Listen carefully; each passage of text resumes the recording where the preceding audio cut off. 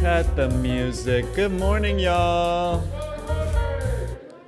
I heard the choir, but good morning, y'all. It's good to see you. My name is Audrey Gale Hall, pronouns she, they, and z, and I'm your membership coordinator here at Emerson Unitarian Universalist Church. Y'all over there, and you over here. If you're joining us for the first time this morning, we extend a special welcome to you. And we invite you to fill out our yellow visitor card out in the lobby on the table so that I can follow up and you can learn more about Emerson and our activities. Again, welcome to all. This is a church in many places, actually. Some of us are here in the sanctuary and others are joining from home or wherever they might be, maybe even in Europe last month, yeah, maybe? And for those of y'all here online, we extend a special welcome to you as well and invite you to check out Social Hour after the service. The link for that Zoom event hosted by Marilyn Rambo is in the description of the video. Our world's a different one than it was in early 2020, so the worship services have changed accordingly. We're giving people choices in the pews as to the distance they want to set between families and whether to mask. And we've put offering baskets here at the front, on either side of the chancel, and at the back of the sanctuary instead of passing the plate. For those of us here and not remote, let's take a moment to picture the dozens of friends, neighbors, and folks we don't even know yet who are joining us in this sacred time. Go ahead, picture them. Maybe silhouettes. And y'all online, you can do the same. I know you can't see everyone here in the sanctuary, but trust, they're here. This week's worship service is designed and led by our very own Stephen Elmer. And folks who are interested in helping lead worship can get in touch with Katie or Reverend Michelle about what the worship committee does. And since we're officially in worship mode now, y'all, here's your weekly reminder to silence that cell phone so that all our sounds are intentional. We have a bell going today. I don't want to hear your bells. Following the worship service, those in the pews can head out to the courtyard and playground to chat while folks online are having social time. And 15 minutes after the service, we'll head over to Chipotle for lunch with the lunch bunch. Now for our prelude.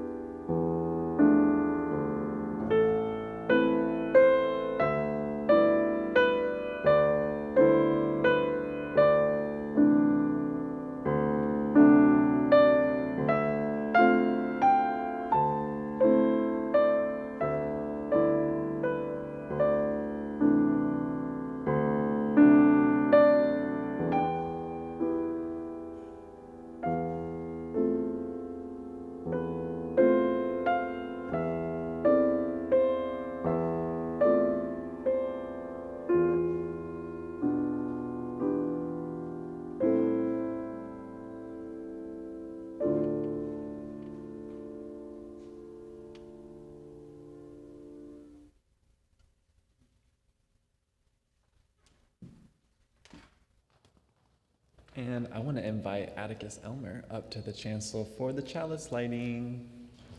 Go ahead, Stephen.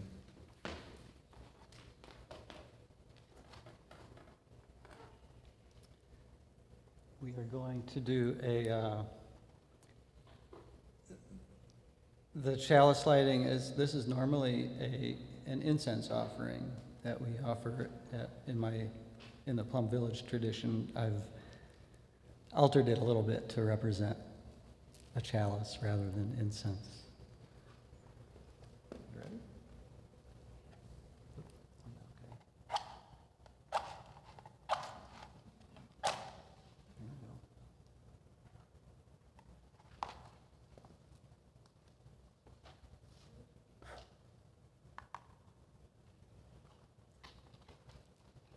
In gratitude, we offer this flame throughout space and time to all Buddhas and Bodhisattvas.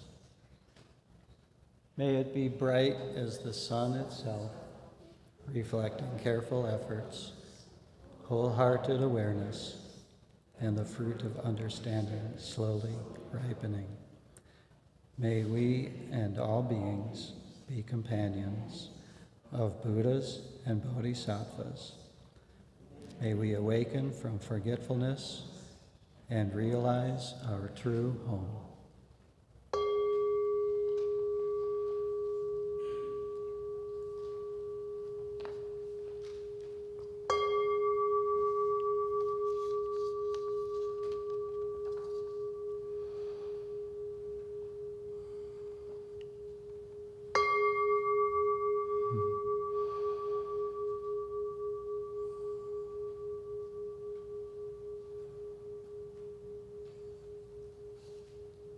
Hi, everybody. It's nice to see you all out there. I'm still a little surprised and somewhat nervous to be up here.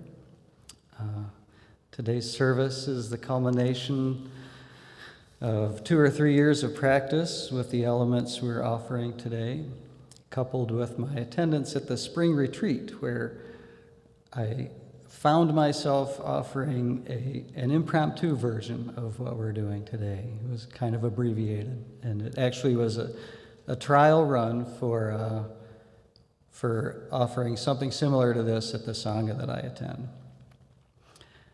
I was first introduced to Buddhism in 1990, back in the day when I was a philosophy major, through a philosophy of Buddhism class. I've been something of a student of Buddhism ever since and have found much support and nourishment in its teachings.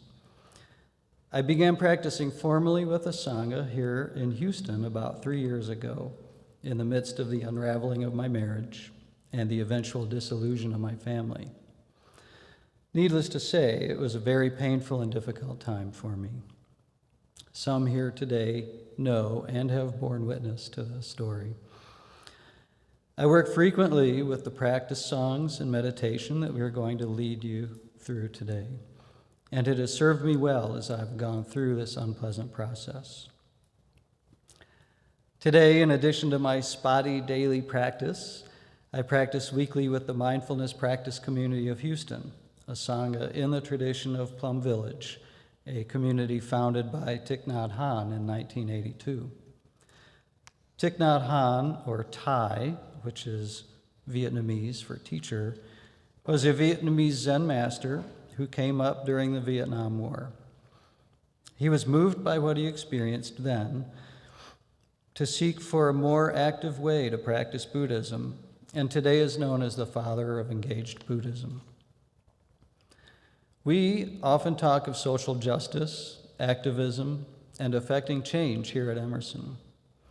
But we must always remember that first and foremost, we must care for ourselves. FAA rules apply.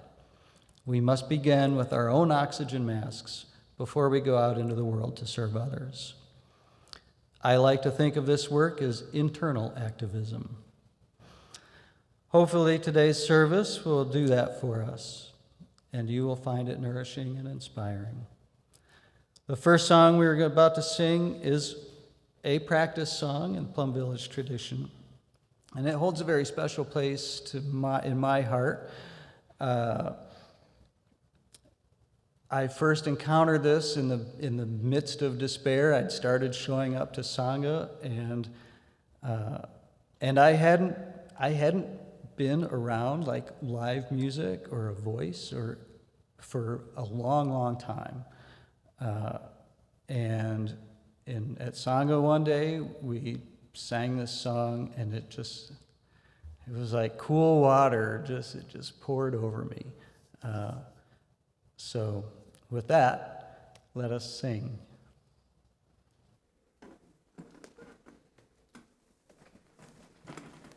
There are hand motions to go with this for those of you who wish.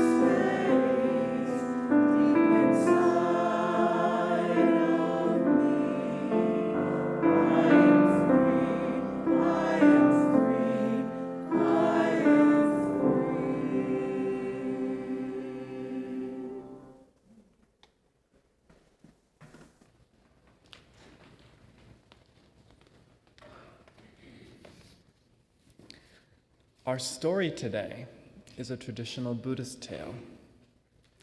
When you think of the Buddha, the first image you might think of is the wise, content statue of an adult Buddha, the enlightened one born awakened.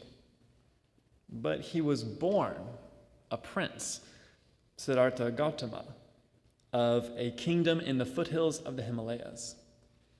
A wise man predicted, if the prince remains in the royal household, he will become a great king.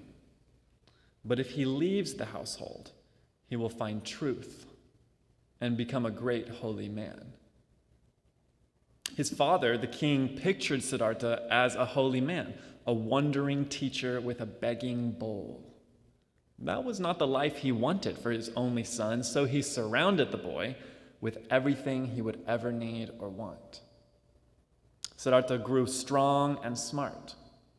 When he was 16, his father found him a lovely princess, hoping that married life would keep the prince happy and at home.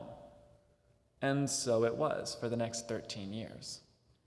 Until one day, when Siddhartha asked his friend Channa to take him for a ride outside the palace. On their journey, they encountered an old man. Siddhartha wondered what was wrong with this person. "Nothing is wrong," replied Channa. "He is just old. We will all be old one day." Siddhartha was very disturbed and asked to be taken home. He couldn't stop thinking about the old man. "What good is youth if I'll get old?" he asked. The next day, they went out again and encountered another sight new to the prince. When he asked Channa about it, he learned that man is very sick. We are all vulnerable to sickness. Siddhartha reflected on this all day and all night, thinking, what good is health if you will eventually get sick? In the morning, they went riding a third time. This time, Siddhartha saw a body carried through the streets. Channa explained, that man is dead. Death comes to all, even princes. Siddhartha asked himself, what good is life if someday you will die? Once more, Siddhartha and Channa rode out and came upon a holy man in saffron-colored robes. The prince asked, "Who are you?" The monk said, I am a monk, a seeker of truth, of life over death. To find it, I've given up everything on the earth." Siddhartha decided he must do the same to find peace. That night, he crept out of the palace, regretfully leaving his father, his wife, and his newborn. For a while, he traveled with the monks, but he didn't feel any closer to the truth. He next tried to live as a hermit, sleeping on hard ground and barely eating, yet he still felt no closer to the truth. He decided that the truth was not to be found in extreme circumstances or by denying the body, but through the mind and the heart. And from that day afterward, he chose to follow a middle path of moderation. After 6 years of seeking, Siddhartha came to a Bodhi tree and sat down beneath it, vowing not to leave until he knew the truth. While meditating and searching his heart, he came to understand that he was connected to all life and how to conquer suffering and death. He had become the Buddha, the awakened one. He expressed what he had learned in the Four Noble Truths. Here they are, y'all. Life is suffering. The cause of suffering is selfish desire. The end of selfish desire will end suffering. And the way to end selfish desire is through the Eightfold Path. The Buddha shared his insights with many disciples across the land, including his father, wife, and son, who joined him in practicing the middle way. Thus ends the story.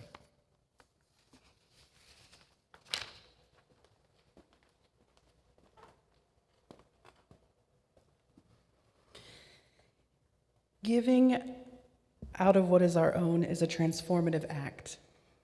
As a community of faith, we collect an offering, not for ourselves or our congregation, but to give to others as a collective action of our community and as a way to live out our shared values.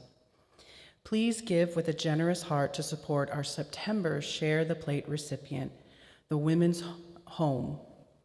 The Women's Home provides housing assistance, residential treatment, and collaborative community services to prepare women and their families to become empowered and productive forces in their communities. And the remaining 25% of our offering goes to our ongoing commitment to Interfaith Ministries, Meals on Wheels, feeding Houston seniors. We have 3 ways to give. You can go to our webpage for online giving, or you can put your offering in our baskets or mail the check to church.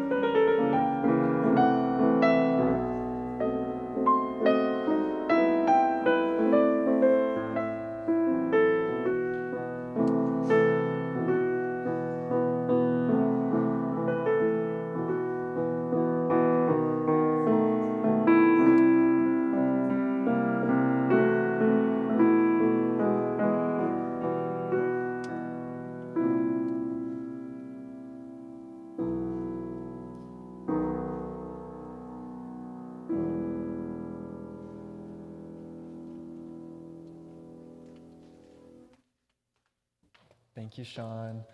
Y'all, one quick interjection. Some of our regular youth know what time it is, but I want to let all our visitors know that we have children's religious education, and usually during the offering is the time when we break out. So if any kiddos want to follow me out the back to be with Michael Ho and Leah Olive Nishioka for our lesson today, you can follow me.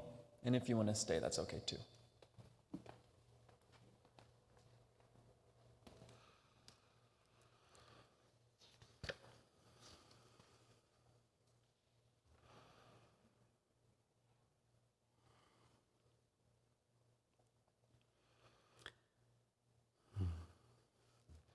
The Buddha's first noble truth is that of suffering, or dukkha. While it is often translated as suffering, I have frequently seen it referred to as dissatisfaction. And that may be a more appropriate translation. Suffering is all around us. We all suffer. We grow old, we fall ill, people die, we get triggered, we're dissatisfied. Things don't go as we expect. People don't behave the way we would like. We are continuously confronted with uncertainty and impermanence. Even when we feel like we're in control or we know what is going on, ultimately everything is uncertain and everything changes. From the moment we open our eyes in the morning, we are confronted with uncertainty and impermanence. It is the nature of everything. So let's try first to get a little grounded. I invite everyone to take a moment to put your feet flat on the floor, to feel the stability of the earth beneath you. Place your hands on the pew in front of you and feel the wood.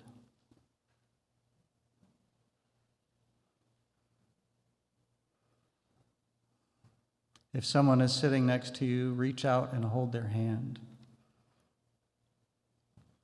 and feel the warmth.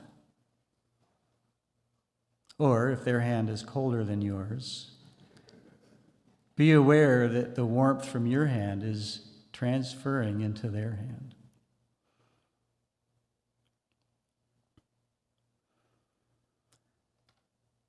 Let us bring our attention to the earth. It is interesting how far away we get in our daily lives from the very earth herself. It is so easy for us human beings to lose ourselves in the past, or to stray into the future, or to get carried away with all of the trappings of modern life. Yet the earth is always here, accessible at any moment. The four classic elements of fire, earth, water, and air have their place in Buddhism just as they do in so many other traditions and philosophies. Tai is sometimes called the father of mindfulness. His talks often talk about coming home to our true self, coming home to the present moment. In so many of his talks, he draws in Mother Nature, and in the end, isn't that the foundation of our existence anyway? For what are we really but a collection of bits and pieces of the earth? What can be more grounding than the earth? So let us get grounded and come home to ourselves here and now.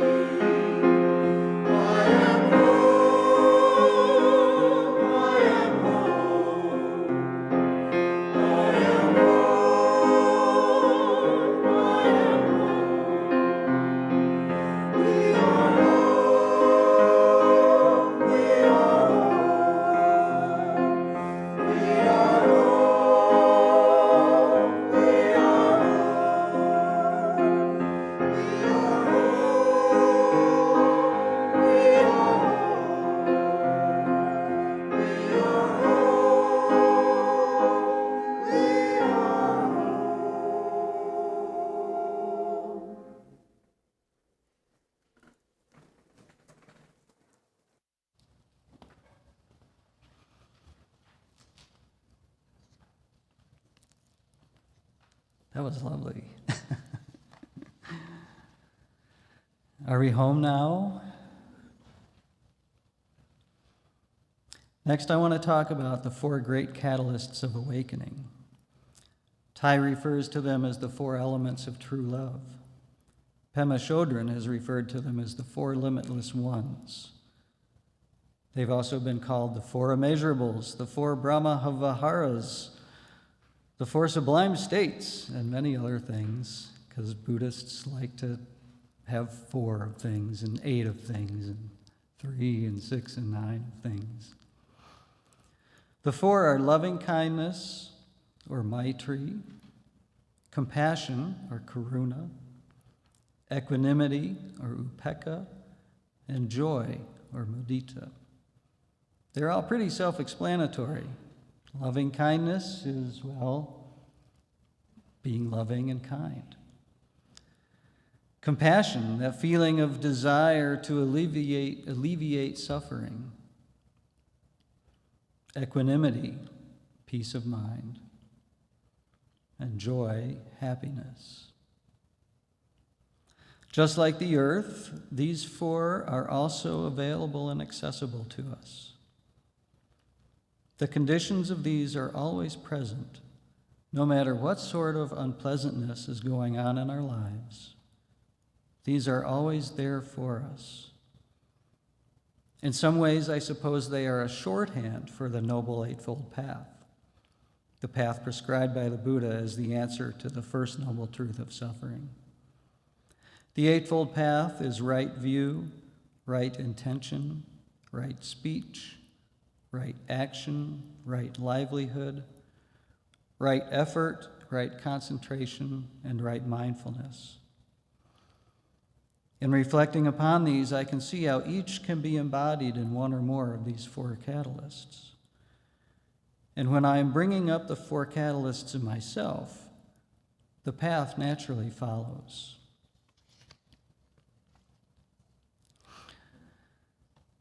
Today, we're going to be doing a little bit longer meditation than we usually do. This is called Flower Fresh meditation, and is something that Thich Nhat Hanh has offered numerous times, and you see it in Plum Village frequently. This is something that I work with regularly, and I have been for quite a while, and it has really helped me, especially as I went through this difficult process of getting divorced and all the turmoil that came before and some that came after. And the more I have worked with it, the more it has kind of sunk into me. Similarly to the practice songs, 2 of which we've sung, have worked their way into me, and they've coupled with the meditation we are about to do. So we've talked about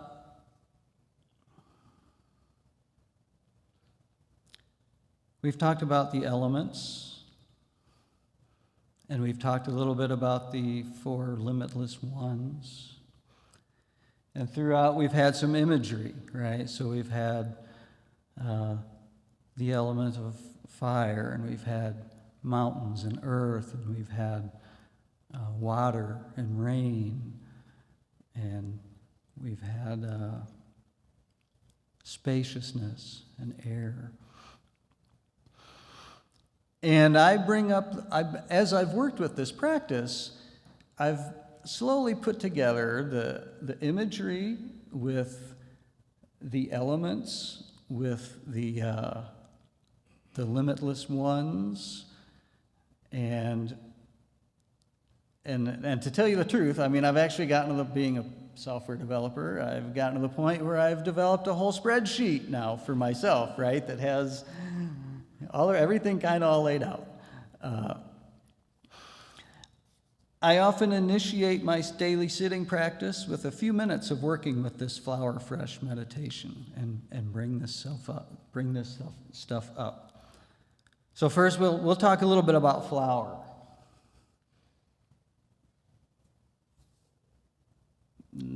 back up.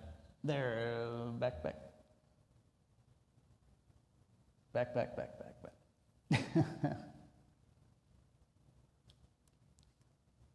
There we go. We'll talk about flower. So for me, flower also coincides with fire, with loving kindness.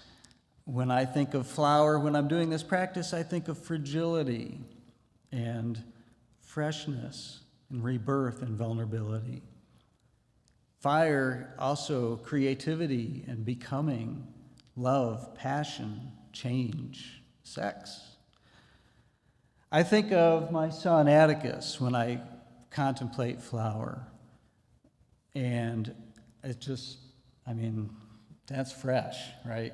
And vulnerable. Flower motivates the next visual, which is mountain, right? It motivates to protect that vulnerable soft spot within. So I use the solidity of mountain.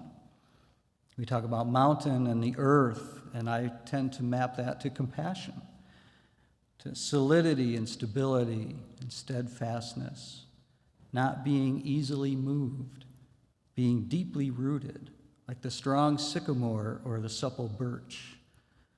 They move around, the wind starts blowing and everything's waving around, but they're still rooted.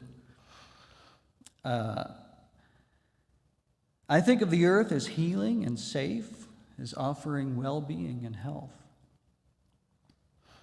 And I can use this to solidify myself, to protect that fragile, vulnerable part in me. And when hostility is coming at me, or anger or rage or whatever happens to be coming up, I can come back to my breath and get still and solidify myself and root myself and let the wind blow, and I can still root myself. That brings us up to water. Equanimity, peace of mind, like the deep mountain lake. Very deep, reflecting the sky, the mountains, the trees. I think of when I'm working with water as being very deep and still on the surface, but deep down, slow currents can be moving, working their way through me, growing me. Water is peace of mind, stillness of mind, calmness of mind.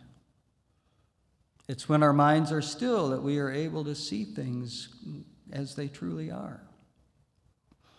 My head can be like a lottery machine, and something, when I get triggered, the blower starts and there's 100 balls popping around in there, pop, pop, pop, pop, pop, pop, pop, pop, pop.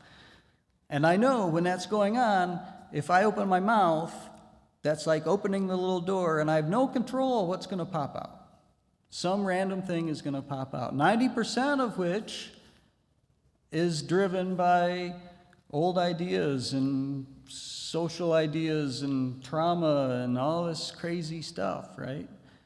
So I have to get still and let the balls settle so that I can pick each one up and look at it and decide, is this ball for real or not? Or is this coming from some misperception? And then finally is space. Air, joy, openness. The sense of unlimited space I felt when my divorce was finalized, right? I just was like,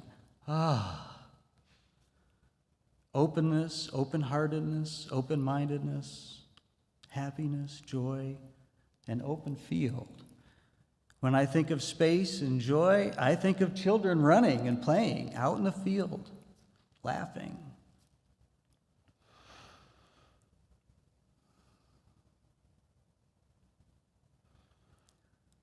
I had something else, but I lost it. So this is what I work with when I do this meditation.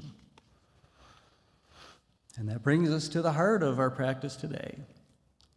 We're going to do a 10-minute guided meditation, and this sounds like a lot, and indeed, it's considerably more than what we are used to. Fortunately for us, Plum Village meditations are broken up by brief instruction followed by space. I'll begin the meditation with 3 sounds of the bell. Following each instruction, there will be 1 sound of the bell, and 2 will signal the end. So I invite everybody to settle in as you will and as you are able. Take your seats, eyes closed or eyes open. When you notice your mind has been wandering, very gently and lovingly bring it back to your breath. Feel free to use the slides to bring yourself back if needed. So let us begin.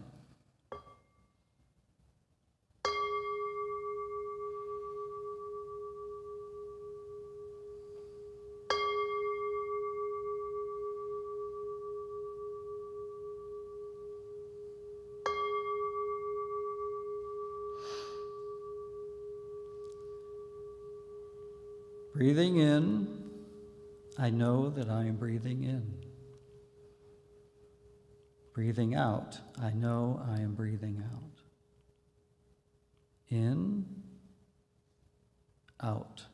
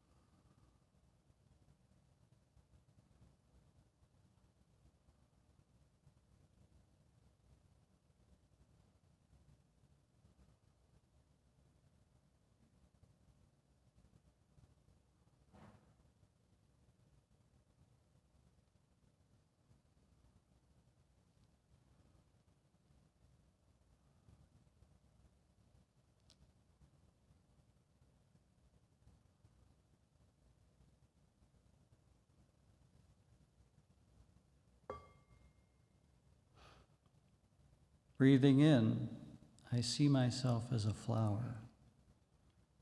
Breathing out, I feel fresh. Flower, fresh.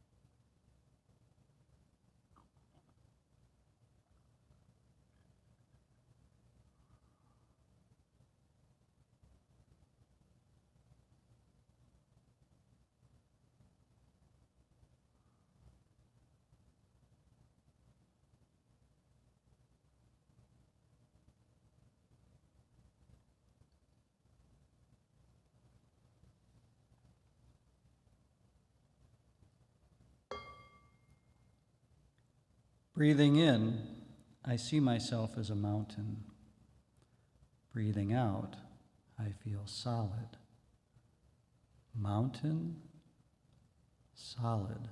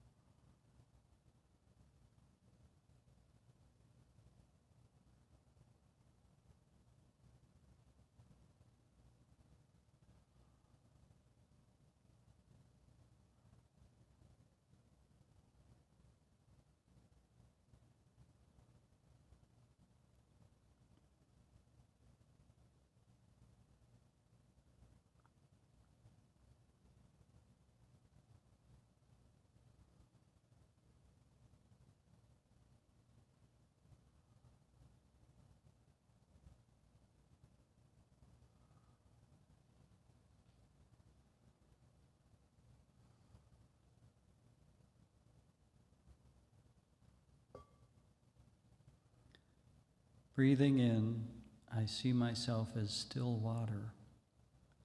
Breathing out, I reflect all that is. Water, reflecting.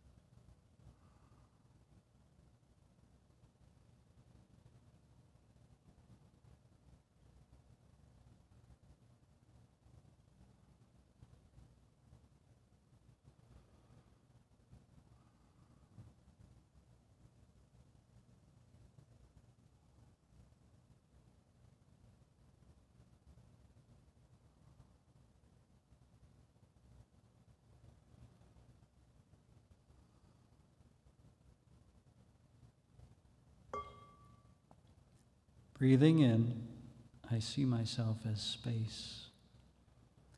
Breathing out, I feel free. Space, free.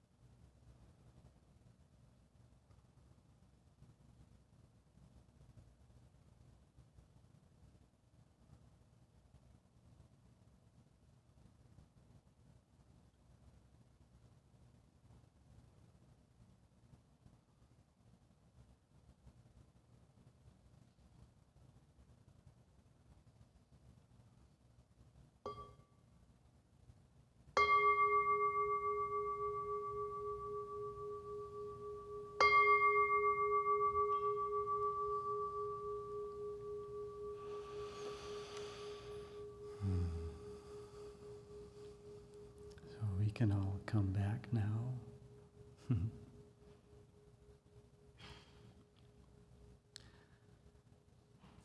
Our last thing is we're going to do what's called a metta meditation.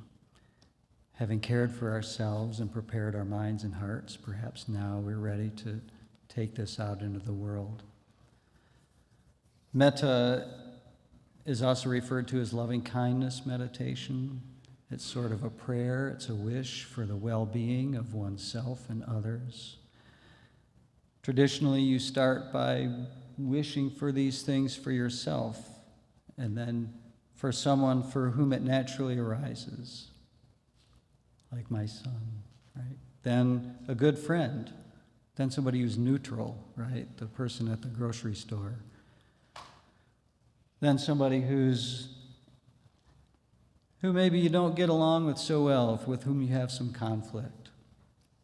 And then finally, all beings, or all of us. We're going to shorten it. We're just going to do 4. So I invite you to rouse these good wishes, first for ourselves, then for someone for whom we naturally have these feelings arise, then for somebody for whom you may have some conflict. And then finally, we will wish this for all of us. And we can all rise. This is the tune we're all familiar with, but the words are a little different. So this too is a meditation, but it's in song. So as we sing, let us be mindful of what we're actually singing about.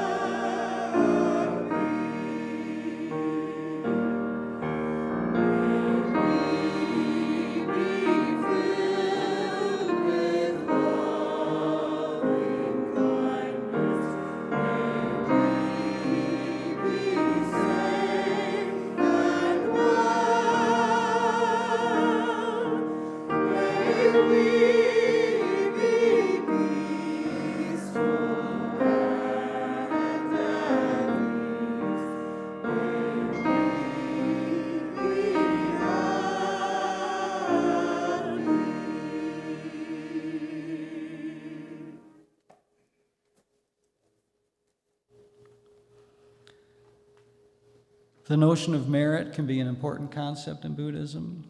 I imagine that we've all heard of the notion of karma, very simplistically, the notion that what goes around comes around.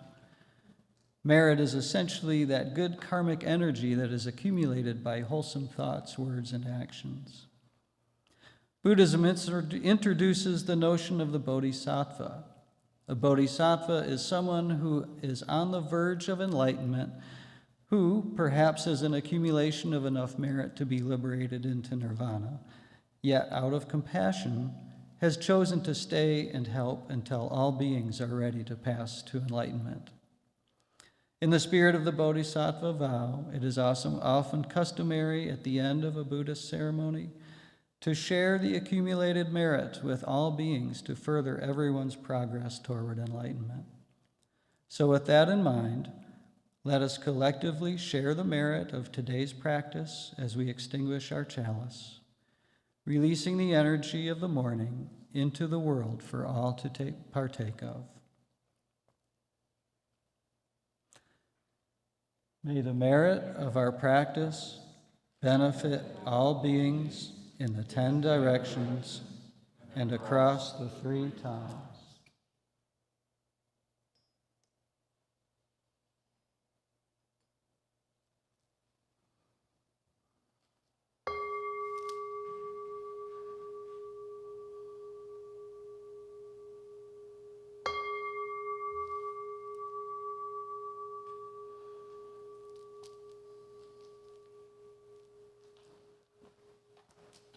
Y'all can be seated. Thank you so much, Stephen, for this service. Before we head out today, I have a few announcements. So after the service, as usual, don't forget to stick around and have some snacks or caffeine or water or even lemonade if you choose. And for those online, please do click through to Social Time. Marilyn Rambo is ready for you. And after the service, in about 15 minutes, folks will start heading over to Chipotle, which is on, I want to say, Augusta and Westheimer. Is that right, Carol? One day I'll get the streets right. This is on Chimney Rock and San Felipe, y'all. We're eating at Chipotle. Next week is Homecoming Sunday, and I want to remind y'all that we're asking that folks send photos of Texas water for us to include in the slideshow. So please, please, please send those to Ann May today or tomorrow. Tomorrow's the deadline. Also next week, we're having a potluck. There will be hot dogs provided, including vegan options, and you're welcome to bring whatever you want or just yourself. And the week after that is going to be our open house. Normally it's on the second Sunday, but this month, September's open house is on the 18th. And for those of y'all who are new around here, that's a chance for you to sit down, share some stories, meet some folks who've been around for a while, and hear about what membership is like at the church. So that'll be after service on the 18th. Am I missing anyone's announcements? No? Okay, then let's head out with the postlude. Hit it, Sean.